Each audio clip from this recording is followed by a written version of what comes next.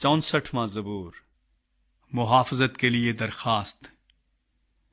اے خدا، میری فریاد کی آواز سن لے، میری جان کو دشمن کے خوف سے بچائے رکھ، شریروں کے خفیہ مشورے سے اور بد کرداروں کے ہنگامے سے مجھے چھپا لے، جنہوں نے اپنی زبان تلوار کی طرح تیز کی اور تلخ باتوں کے تیروں کا نشانہ لیا ہے، تاکہ ان کو خفیہ مقاموں میں کامل آدمی پر چلائیں۔ وہ ان کو ناگہان اس پر چلاتے ہیں اور ڈرتے نہیں۔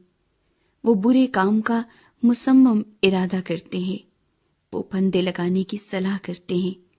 وہ کہتے ہیں، ہم کو کون دیکھے گا؟ وہ شرارتوں کو کھوج کھوج کر نکالتے ہیں۔ وہ کہتے ہیں، ہم نے خوب کھوج لگایا۔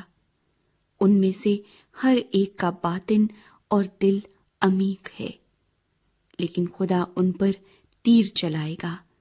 وہ ناگہان تیر سے زخمی ہو جائیں گے، اور انہی کی زبان ان کو تباہ کرے گی۔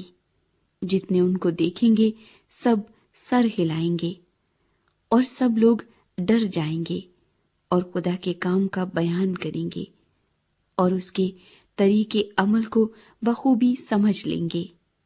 صادق خداوند میں شادمان ہوگا اور اس پر توکل کرے گا، اور جتنے راز دل ہیں سب فخر کریں گے۔